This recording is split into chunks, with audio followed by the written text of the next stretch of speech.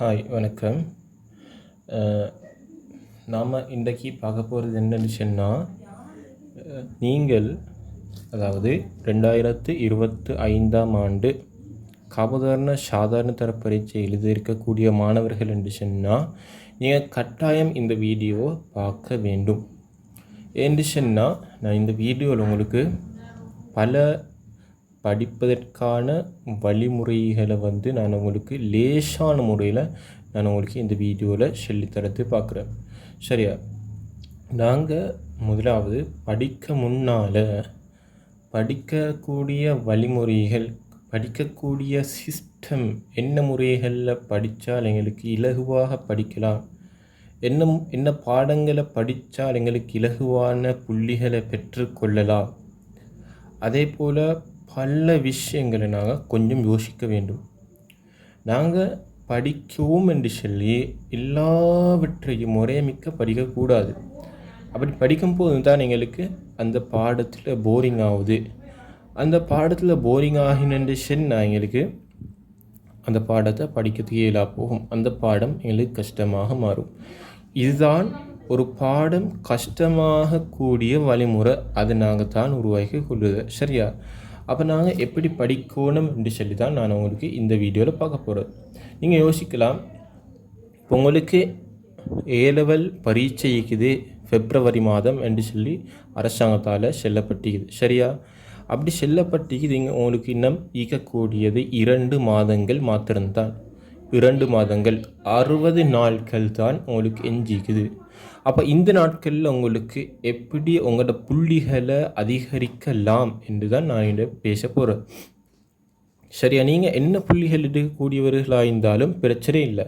நீங்கள் உதாரணத்துக்கு நீங்கள் நீங்கள் உங்களுக்கு கணித பாடம் என்றாக்கிய சூனியம் என்று சொல்லக்கூடியவர்களும் இருக்குது. அதாவது நீங்கள் உங்களுக்கு 0லேருந்து 10 வரக்கூடிய புள்ளிகள் வரக்கூடிய பிள்ளைகளாக இருந்தாலும் பிரச்சனை இல்லை.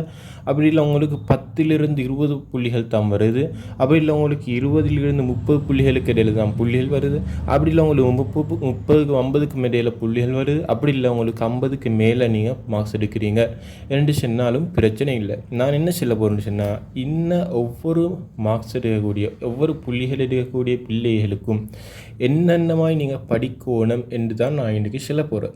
நான் இன்றைக்கு சொல்லக்கூடியது எல்லா பிள்ளைகளுக்கும் பொருந்தும். அதாவது நீங்கள் கீழ் மட்டத்தில் மார்க்ஸ் எடுக்கக்கூடிய பிள்ளைகளாக இருந்தாலும் பிரச்சனை இல்லை. அப்படி இல்லை நீங்கள் உயர் மட்டத்தில் நீங்கள் கணித பாடத்தில் உயர்ந்த புள்ளி எடுக்கக்கூடியவர்களாக இருந்தாலும் பிரச்சனை இல்லை. நீங்கள் தாழ்ந்த புள்ளிகள் குறைந்த புள்ளிகள் கணித பாடத்தில் எடுக்கக்கூடிய பிள்ளைகளாக இருந்தால் நீங்கள் யோசிப்பீங்க, எப்படி சரி நான் இந்த எக்ஸாமில் அதாவது இந்த பரீட்சையில் கணித பாடத்தில் எஸ்சித்தியாவது பெற வேண்டும் என்று தான் நீங்கள் யோசிப்பீங்க. சரியா? அப்படி இல்லை நீங்கள் பி புள்ளி எடுக்கக்கூடிய பிள்ளைகளாக இருந்தால், அப்படி இல்லாட்டி சி புள்ளிகள் எடுக்கக்கூடிய பிள்ளைகளாக இருந்தால் நீங்கள் எப்படி யோசிப்பீங்க, நீங்கள் எப்படி சரி இந்த பரீட்சையில் புள்ளி எடுக்கணும் தான் நீங்கள் யோசிப்பீங்க. நான் அதைத்தான் இன்றைக்கி சொல்லித்தர போகிறேன். உங்களுக்கு எப்படி உங்களுக்கு 10 மார்க்ஸ் வரக்கூடியது உங்களுக்கு எப்படி 40 மார்க்ஸாக மாற்றலாம். அப்படி இல்லை உங்களுக்கு 35 மார்க்ஸ் தான் வருது, அதை உங்களுக்கு எப்படி பி புள்ளிக்கு கொண்டு போய் சேர்க்கலாம். அப்படி இல்லை உங்களுக்கு சி புள்ளிகள் தான் வருது, அப்படி என்ற உங்களுக்கு எப்படி என்றது இலட்சியத்தை அடையலாம் என்று உங்களுக்கு இந்த வீடியோவில் நான் சொல்லித்தர போகிறேன். சரியா? சரி, நாங்கள் முதலாவது கணித பாடம் ஒன்று படிக்க முன்னால் கணித பாடத்தில் பரீட்சையில் எங்களுக்கு வரக்கூடிய பேப்பரில் வரக்கூடிய வினாத்தாளில் என்ன முறையில் வினாத்தாள் வருது என்றதை நான் பார்க்கணும். நான் பார்த்தோம்னு சொன்னால் ஒவ்வொரு வருடமும் வரக்கூடிய வினாத்தாள்களோட முறைகள் மாறாமல் தான் வருது. அதாவது ஒவ்வொரு வருடம் எங்களுக்கு இன்னும் இந்த பாடத்தில் தான் எங்களுக்கு இன்ன கேள்வி வருது, அதே போல் இந்த பாடத்தில் தான் எத்தனாவது கேள்வி வருது என்று சொல்லி அவங்க சரியாக தரப்பட்டிக்குது. அதை நான் எங்களுக்கு தொகுக்கலாம், அதை எங்களுக்கு தொகுத்தெடுக்கலாம். அப்போ நான் இதைத்தான் நான் உங்களுக்கு தொகுத்து வச்சுக்கிறேன் உங்களுக்கு காட்டுறதுக்காக வேண்டி. நீங்கள் பாருங்கள், இது தொகுத்திக்குது. சரியா? இதில் பாருங்கள், இந்த கணித பாடத்தில் இந்த ஸ்ட்ரக்சர் எப்படி வாரண்டுச்சுன்னா பாருங்கள், உங்களுக்கு கணித பாடத்தில் முக்கியமாக பகுதி 1 பகுதி 2 இருக்குது. சரியா? பகுதி 1 பகுதி 2. அந்த பகுதி ஒன்றில் பகுதி ஒன்றில் உங்களுக்கு மொத்தமாக 100 புள்ளிகள் பெறப்படுது. அதே போல் பகுதி 2 உங்களுக்கு மொத்தமாக 100 புள்ளிகள் பெறப்படுது. கூட்டும்போது 200 புள்ளிகள், மொத்தமாக 200 புள்ளிகள் வினாத்தாள்களுக்கு. அப்போ உங்களுக்கு வினாத்தாளில் மொத்த புள்ளிகள் 200 புள்ளிகளுக்கு வரும். அந்த 200 புள்ளிகளை 2ஆக பிரித்து உங்களுக்கு இறுதி புள்ளிகளை உங்களுக்கு தருவாங்க. சரியா? அதே போல் பகுதி 1க்கு உங்களுக்கு இந்த 3 மணித்தியாலங்கள் தரப்படும். அதே போல் பகுதி 2க்கும் 3 மணித்தியாலங்கள் தரப்படும். சரியா? இப்போ நாங்கள் பார்க்கணும் முதலாவது என்னச்சுன்னா, நான் செல்ல போகிறது கொஞ்சம் கட்டாயம் நீங்கள் கவனிச்சுக்கோங்க. இதை வச்சு உங்களுக்கு எக்ஸாமில் மார்க்ஸை உங்களுக்கு வரக்கூடிய புள்ளிகளை அதிகரித்து கொள்ளது கேளும். சரியா? அதில் முதலாவது நீங்கள் பாருங்கள், பகுதி 1 பகுதி ஏல உங்களுக்கு 25 வினாக்கள் தரப்படுது. 25 வினாக்கள் வருது. பகுதி 1 பகுதி ஏல 25 வினாக்கள் வருது. இந்த 25 வினாக்கள் லேசான வினாக்கள், மிகவும் இலகுவான வினாக்கள் தான் உங்களுக்கு தராங்க. இந்த வினாக்கள் தரப்படுவதற்கான நோக்கம் என்னன்னு சொன்னால், கணித பாடத்தில் ஆக குறைந்த புள்ளிகள் எடுக்கக்கூடிய மாணவர்களுக்கு எப்படியாவது அவர்களை பாஸ் பண்ண வைக்க வேண்டும் என்ற நோக்கத்தோடு தான் இந்த 25 வினாக்களும் தொகுக்கப்படுது. சரியா? இந்த 25 வினாக்களும் மிக மிக இலகுவான கேள்விகள். இந்த இலகுவான கேள்வியில் உங்களுக்கு ஃபுல் மார்க்ஸ் எடுக்கலாம். இந்த இலகுவான கேள்வியில் உங்களுக்கு முழு புள்ளிகளை பெற்றுக்கொள்ள கேளும். சரியா? ஒவ்வொரு வினாக்களுக்கும் உங்களுக்கு 2 புள்ளிகள் வழங்கப்படுது. ஒவ்வொரு வினாக்களுக்கும் உங்களுக்கு 2 புள்ளிகள் வழங்கப்படுது. அதனால் உங்களுக்கு மொத்தமாக நீங்கள் 25 வினாக்களும் சரி எடுத்தீங்கன்னு சொன்னால் உங்களுக்கு மொத்தமாக 50 புள்ளிகள் கிடைக்கும். சரியா? 50 புள்ளிகள் கிடைக்கும். சரியா? இந்த வினாக்களை நாங்கள் கட்டாயம் நீங்கள் 35க்கு கீழே எடுக்கக்கூடிய 35 புள்ளிகளுக்கு கீழே புள்ளிகள் எடுக்கக்கூடிய மாணவர்களாக இருந்தால் நீங்கள் கட்டாயம் நீங்கள் இந்த 25 வினாக்களையும் பார்க்கணும். இந்த 25 வினாக்களும் என்ன வினாக்களை அடிப்படையாக கொண்டு என்ன பாடத்தை அடிப்படையாக கொண்டு வினாக்கள் எடுக்கப்படுது என்று பார்த்து அந்த பாடங்களை படிக்கணும். அந்த பாடங்களை படித்து அந்த வினாக்களில் எங்களுக்கு 2-3 தடவை நாங்கள் ப்ராக்டிஸ் எடுத்தோம் சொன்னால் எங்களுக்கு கட்டாயம் அந்த வினாக்களுக்கு முழுமையாக விடையளிக்கலும். உங்களுக்கு விடையளிக்கிறது கொண்டும் இல்லை. அந்த வினாக்களில் 2 வழிகள் அல்லது ஒரு வரி வினாத்தான், ஒரு வரி கேள்வி, ஒரு வரிக்கு அந்த விடைகள் எழுத வேண்டி வரும். அப்படி இல்லாட்டி 2 வரிகளுக்கு விடை எழுத வேண்டி வரும். இதுக்குத்தான் உங்களுக்கு 2 மார்க்ஸ் 2 புள்ளிகள் வழங்கப்படுது. சரி? அப்போ நீங்கள் 35 புள்ளிகளுக்கு கீழே எடுக்கக்கூடிய புள்ளிகள் எடுக்கக்கூடிய மாணவர்களாக இருந்தால் கட்டாயம் இந்த 25 வினாக்கள்லேயும் குறைஞ்சபட்சம் 20 வினாக்களுக்காவது சரியெடுக்க வேண்டும். சரியா? 25 வினாக்களில் 20 வினாக்களுக்காக வேண்டி சரியெடுக்க பார்க்க வேண்டும். அடுத்த விஷயம், நீங்கள் அதிகமாக புள்ளிகள் எடுக்கக்கூடிய பிள்ளைகள் அப்படி என்று சொன்னால், நீங்கள் உதாரணத்துக்கு A புள்ளிகள் அப்படி இல்லாட்டி B புள்ளிகள் எடுக்கக்கூடிய பிள்ளைகள் என்று சொன்னால், நீங்கள் 60 மேலே புள்ளிகள் எடுக்கக்கூடிய பிள்ளைகள் என்று சொன்னால் கட்டாயம் இந்த வினாக்கள் உங்களுக்கு மிக இலகுவான கேள்விகள். இந்த வினாக்களில் நாங்கள் என்ன செய்யணும்னா அதில் கட்டாயம் அதில் மிஸ்டேக் போகாமல் அதில் பிழையுடாமல் கவனையின பிழைகள் அதிகமாக வரத்து சான்ஸ் இருக்குது. அதனால் அந்த கவனையின பிழைகளை திருத்தி நாங்கள் அதில் நல்லா பயிற்சிகள் செஞ்சு நாங்கள் ப்ராக்டிஸ் ஆகி கட்டாயம் அந்த 25 வினாக்களுக்கும் நாங்கள் முழு புள்ளிகள் எடுக்கக்கூடியவராக ஈக்க வேண்டும். சரியா? அப்போ நாங்கள் கட்டாயம் இந்த 25 கேள்விகளையும் நல்லாக பயிற்சி செஞ்சு கட்டாயம் எக்ஸாமில் 25 கேள்விகளுக்கும் 25 கேள்விகளையும் நாங்கள் சரியடையக்கூடியவர்களாக இந்த முழு புள்ளிகளை பெற்றுக்கொள்ளக்கூடியவர்களாக ஈக்க வேண்டும். நான் சொல்கிறது யாருக்கு 60 புள்ளிகளுக்கு மேலே புள்ளிகள் எடுக்கக்கூடிய மாணவர்களுக்கு. சரியா? அடுத்தது பாருங்கள் புள்ளிகள். அடுத்தது பகுதி 1 பகுதி பி பகுதி, பகுதி 1 பி பகுதி. இந்த பகுதி 1 பி பகுதி எப்படி வினாக்கள் வருதுன்னுச்சுன்னா உங்களுக்கு அதில் 5 வினாக்கள் வருது. அதுவும் உங்களுக்கு கஷ்டமான வினாக்கள் இல்லை. கஷ்டமான வினாக்கள் 5 இல்லை. லேசான பாடங்களை அடிப்படையாக கொண்டு தொகுக்கப்பட்ட வினாக்கள் தான் இந்த 5 வினாக்களும். சரியா? இந்த 5 வினாக்களுக்கும் ஒரு வினாவுக்கு 10 புள்ளிகள் வழங்கப்படும். ஒரு வினாவுக்கு 10 புள்ளிகள் வீதம் உங்களுக்கு 5 வினாக்களுக்கும் 50 புள்ளிகள் பெறப்படுது. சரியா? 5 வினாக்களுக்கும் உங்களுக்கு மொத்தமாக 50 புள்ளிகள் பெறப்படுது. நாங்கள் பார்ப்போம் இந்த 5 கேள்விகளும் என்னென்ன கேள்விகள் வருதுன்னு சொல்லி நாங்கள் பார்ப்போம். சரியா? நாங்கள் பார்த்தோம் என்று சொன்னால் இந்த 5 வினாக்களும் என்னென்னு சொன்னால் முதலாவது பின்னங்கள் வரும். சரியா? பின்னங்கள் இது ஒவ்வொரு வருடமும் இது மாறு இல்லை. இந்த முறை இந்த ஸ்ட்ரக்சர் வந்து மாறு இல்லை. இதே ஸ்ட்ரக்சரில் தான் ஒவ்வொரு வருடங்களும் கேள்விகள் தயாரிக்கப்படுது. அப்போ முதலாவது பின்னங்கள். அப்போ பின்னங்கள் என்று சொல்வது மிகவும் இலகுவான பாடம். பின்னங்கள் என்று சொல்வது மிகவும் இலகுவான பாடம். அப்போ நாங்கள் இந்த நான் சொல்கிறேன் யாருக்குன்னு சொன்னால் 35 புள்ளிகளுக்கு கீழே இருக்கக்கூடிய புள்ளிகளுக்கு வந்து கட்டாயம் இந்த 5 கேள்விகளையும் நாங்கள் கட்டாயம் தெரிஞ்சிக்கணும். இந்த 5 கேள்விகளையும் கட்டாயம் இந்த பாடங்களை படிச்சிக்கணும். அதே போல் இந்த பாடங்களில் வந்த கேள்விகள் செய்யப்பட்டிருந்துன்னு சொன்னால் எங்களுக்கு இலகுவான கேள்வி கட்டாயம் எங்களுக்கு இதில் முழு புள்ளிகளை எடுத்துக்கொள்ள முடியும். சரியா? அப்போ முதலாவது வரக்கூடிய கேள்வி பின்னங்கள். பின்னங்கள் என்று சொல்லுது மிகவும் இலகுவான கேள்வி. சரியா? பின்னங்கள் என்று சொல்லுது மிகவும் இலகுவான கேள்வி. அடுத்தது வந்து சுற்றளவு பரப்பளவு. சுற்றளவு பரப்பளவு கேள்வி. சரியா? இந்த சுற்றளவு பரப்பளவு என்று சொல்லுதும் மிகவும் இலகுவான பகுதி தான். சரியா? சுற்றளவு பரப்பளவு மிகவும் இலகுவான பகுதி. இந்த பகுதியிலும் எங்களுக்கு முழு புள்ளிகளை பெற்றுக்கொள்ள முடியும். சரியா? அடுத்து வந்து சதவீதம் என்று சொல்லுவதும் அதே போல் லேசான கேள்விதான். அதே போல் நிகழ்தகவு என்று சொல்லுவதும் லேசான கேள்வி. அதே போல் திரள் மீதிறன். இந்த 5 கேள்விகளும் வந்து லேசான கேள்விகள். இதில் வந்து கட்டாயம் நீங்கள் குறைஞ்சபட்சம் 3 கேள்விகளுக்காவது குறைஞ்சபட்சம் நீங்கள் முழு புள்ளிகளை எடுக்கக்கூடியவராக வேண்டும்.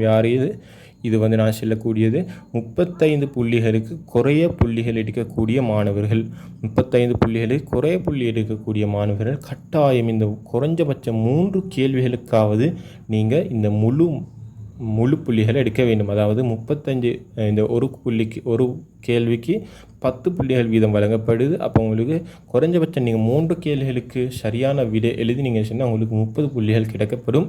சரியா? அப்போ நீங்கள் இதை கட்டாயம் பேஸ் பண்ணி இதை அடிப்படையாக கொண்டு நாங்கள் படிக்கணும். இப்போ கொஞ்ச நாள் தான் நிற்குது, 60 நாள் நிற்குது. அப்போ இந்த 60 நாளுக்குள்ளுக்கு நீங்கள் எப்படியாவது நீங்கள் பாஸ் ஆகணுமென்று இருந்துன்னு சொன்னால் இந்த நான் சின்ன விஷயங்கள் கட்டாயம் நீங்கள் பின்பற்றுங்க. அதே நேரத்தில் முதலாவது பகுதி A பாட்டில் நீங்கள் கட்டாயம் அதை படிக்கணும். அது லேசான கேள்விகள் அது வரக்கூடியது. அதில் வந்து நீங்கள் 25 கேள்வியில் குறைஞ்சபட்சம் 20 கேள்வியாக சரி எடுக்க பார்க்கணும். 20 கேள்வியில் சரி நீங்கள் முழு புள்ளிகளை எடுக்க வேண்டி வரும். அப்படி நீங்கள் முழு புள்ளிகளை 20 கேள்விகளுக்கு முழு புள்ளிகள் எடுத்தீங்கன்னு சொன்னால் உங்களுக்கு அவடத்தில் 40 புள்ளிகள் கிடைக்குது. அதே நேரத்தில் இங்கே நீங்கள் 3 கேள்விகளுக்கு முழு புள்ளிகள் எடுத்தீங்கன்னு சொன்னால் உங்களுக்கு 30 புள்ளிகள் கிடைக்குது. அப்போ மொத்தமாக உங்களுக்கு 70 புள்ளிகள் கிடைக்குது. அப்போ 70 புள்ளிகள்னு சொன்னால் 100 மார்க்ஸ் 100 புள்ளிகளுக்கு 35 புள்ளிகள். அப்போ நீங்கள் பாஸ் ஆகிடுவீங்க. 35 புள்ளிகள் பாஸ் மார்க்ஸ். அப்போ 35 புள்ளிகள் எடுத்தால் நீங்கள் பாஸ் ஆகிடுவீங்க. அப்போ அதிலே நீங்கள் உங்களுக்கு இந்த கணித பாடத்தில் உங்களுக்கு பாஸ் ஆகிடலாம். சரியா? இந்த பகுதி 1 தயாரிக்கப்படுவதற்கான நோக்கம் என்னன்னு சொன்னால் கணித பாடத்தில் வீக்காக இருக்கக்கூடிய மாணவர்களை கணித பாடத்தில் ஆக குறைஞ்ச புள்ளிகள் எடுக்கக்கூடிய மாணவர்கள் எப்படியாவது பாஸ் பண்ணி விட வேண்டும் என்ற நோக்கத்துக்காக வேண்டிதான் இந்த பகுதி 1 தயாரிக்கப்படுது. அப்போ நாங்கள் கட்டாயம் இதை மிஸ் பண்ணக்கூடாது. இந்த பகுதி 1 வரக்கூடிய வினாக்களை கட்டாயம் நாங்கள் செய்யணும். சரியா? எங்களுக்கு நீங்கள் 35 புள்ளிகளை குறைய புள்ளிகள் எடுக்கக்கூடியவர்களாக ஈக்கக்கூடியவர்கள் வந்து கட்டாயம் நீங்கள் இந்த பகுதி 2 கேள்விகளை ட்ரை பண்ண வேண்டாம். பகுதி 2 வரக்கூடிய வினாக்களை நீங்கள் ட்ரை பண்ண வேண்டாம். அதை செஞ்சு பார்க்க உங்களுக்கு அவசியம் இல்லை. நீங்கள் முதலாவது பகுதி 1 வரக்கூடிய 25 கேள்விகளை நீங்கள் டார்கெட் பண்ணுங்கள். 25 கேள்விகளுக்கு எப்படியாவது நீங்கள் விடையளிக்க பாருங்கள். அதே நேரத்தில் பகுதி 1 B பகுதியில் வரக்கூடிய 5 கேள்விகளையும் எப்படியாவது நீங்கள் விடையளிக்க பாருங்கள். உங்களுக்கு பாஸ் ஆகிறது கேளும். அதுக்கு பின்னால் உங்களுக்கு பகுதி 2 வரக்கூடிய வினாக்களுக்கு வந்து அதை பார்த்து உங்களுக்கு ப்ராக்டிஸ் பண்ணது கேளும். சரியா? அப்போ நீங்கள் இந்த விஷயத்தை கட்டாயம் செய்யுங்க. இது யார்? இது குறைய புள்ளி எடுக்கக்கூடிய மாணவர்கள். அதே போல் கூடிய புள்ளி எடுக்கக்கூடிய மாணவர்கள் கட்டாயம் இதில் வந்து முழு புள்ளிகளை எடுக்கக்கூடியவர்களாக ஆய்க்க வேண்டும். சரியா? அதே நேரத்தில் இதில் வந்து அதிகமாக கவனையின பிழைகள் வரலாம். அதனால் கவனையின பிழைகள் வராமல் நாங்கள் கட்டாயம் இதில் பயிற்சிகள் அதிகமாக செஞ்சு பயிற்சி செஞ்சு நாங்கள் நல்லா ப்ராக்டிஸாக ஈக்கணும்.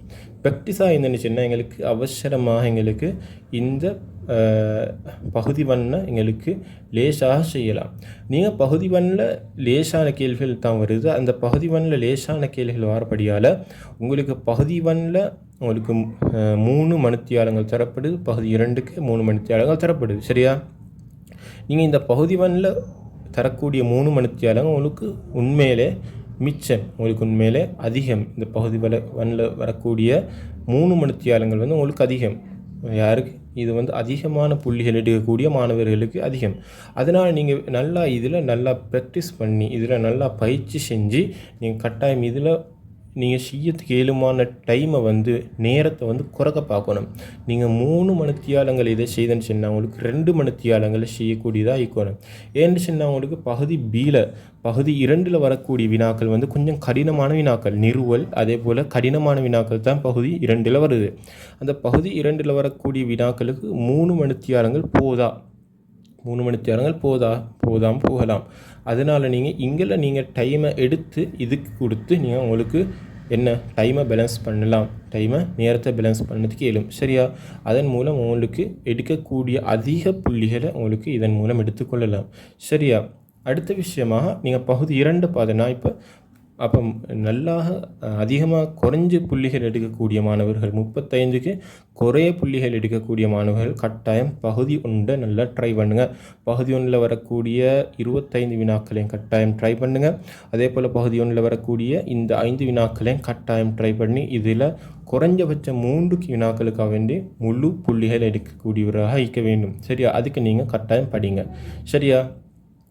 அதே நேரத்தில் நான் என் கிளாஸும் போகுது, நான் ஆன்லைனில் கிளாஸஸ் செய்கிறேன். உங்களுக்கு தேவை இருந்துச்சுன்னா என் கிளாஸில் ஜாயின் ஆகிறதுக்கு கேளும்.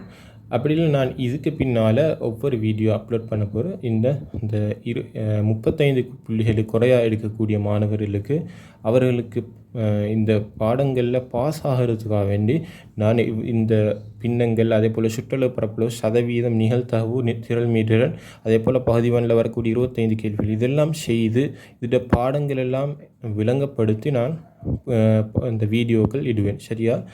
முன்னுக்கு நான் ஐடியா பண்ணியிருக்கிறேன் அந்த வீடியோக்கள் போடுறது. சரியா? நீங்கள் இதுக்கு சப்போர்ட் ஒன்று தந்தீங்கன்னா உங்களோட சப்போர்ட்டை பொறுத்து நான் இதுக்கு முன்னால் நான் இந்த வீடியோக்களை நான் கண்டினியூ பண்ணி போவேன், தொடர்ச்சியாக எடுத்துக்கொண்டு போகலாம். சரியா? கட்டாயம் இந்த சேனலை சப்ஸ்கிரைப் பண்ணி வச்சுக்கோங்க. அப்போ சப்ஸ்கிரைப் பண்ணி வச்சுங்கன்னு சொன்னால் உங்களுக்கு அடுத்த வீடியோ அவசரமாக போட்டுருவேன். அடுத்த வீடியோ உங்களுக்கு நோட்டிஃபிகேஷனில் வரும். அதனால் உங்களுக்கு அந்த வீடியோக்களை பார்த்துக்கொள்ள முடியும். சரியா? அடுத்த விஷயம் பகுதி 2. பகுதி 2ல் பகுதி 7 முதலாவது வட்டி கேள்வி வரும். வட்டி கேள்வி லேசான கேள்வி. உண்மையிலே அதை லேசான முறையில் படிச்சிங்கன்னு சொன்னால் உண்மைக்கே லேசான கேள்வி தான்.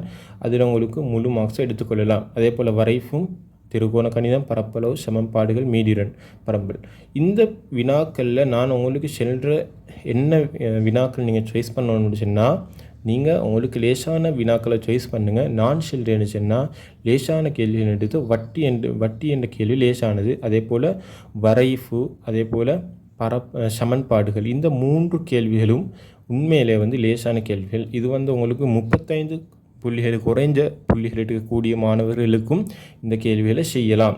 அதை நான் சரியான முறையில் படிச்சிங்கன்னு சொன்னால் நான் இந்த பாடங்களையும் நான் உங்களுக்கு முன்னுக்கு இந்த பாடங்களையும் கேள்விகள் செஞ்சு அதே போல் இந்த பாடங்களை விளங்கப்படுத்தி உங்களுக்கு வீடியோகள் நான் அப்லோட் பண்ணுவேன். அதை உங்களுக்கு பார்த்துக்கொள்ளதுக்கு இயலும். சரியா? அப்போ இந்த பாடங்களையும் லேசான பாடங்கள் அதே போல் அதிகமான புள்ளிகள் எடுக்கக்கூடியவர்கள் கட்டாயம் எல்லாம் செய்யணும். எல்லாம் செய்யறதுக்கு இயலுமான முறையில் தான் நீங்கள் எக்ஸாமுக்கு போக வேண்டும். சரியா?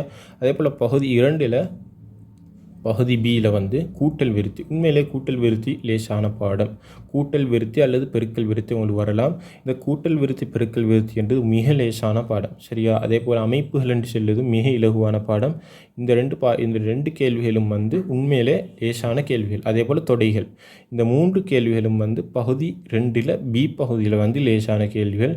இது உங்களுக்கு 35 குறைய எடுக்கக்கூடிய புள்ளிகள் எடுக்கக்கூடிய மாணவர்களுக்கும் இந்த 3 கேள்விகளும் செய்யலாம். இப்படி நீங்கள் நல்லா ஹார்ட் ஒர்க் பண்ணிங்கன்னு சொன்னால், நீங்கள் நல்லா ட்ரை பண்ணிங்கன்னு சொன்னால், உங்களுக்கு 35 குறைய எடுக்கக்கூடிய மாணவர்களுக்கும் கட்டாயம் உங்களுக்கு இந்த 60 நாட்களில் உங்களுக்கு கட்டாயம் ஏ புள்ளிகளை எடுத்துக்கொள்ளது கேளும். அதன் அடிப்படையில் நான் உங்களுக்கு இதுக்கு முன்னால் வீடியோக்கள் போட்டுருவேன். அந்த வீடியோக்களை கட்டாயம் பாருங்கள். அதுக்கு முன்னால் இந்த யூடியூப் சேனலை கட்டாயம் சப்ஸ்கிரைப் பண்ணுங்கள். சப்ஸ்கிரைப் பண்ணி வச்சிங்கன்னு சொன்னால் உங்களுக்கு முன்னுக்கு நான் போடக்கூடிய வீடியோக்களோட நோட்டிஃபிகேஷன்கள் வரும். சரியா? இந்த வீடியோ உங்களுக்கு பிடிச்சிருந்த லைக் போடுங்க. அதே போல் கமெண்ட் பண்ணுங்கள். அடுத்த வீடியோக்கள் விரைவாக அனுப்புறது உங்களோட கமெண்ட்டுகளை அதிகப்படுத்தி எங்களுக்கு தாங்க. கமெண்ட்டில் நீங்கள் விரைவாக போட்டு சொல்லுங்க.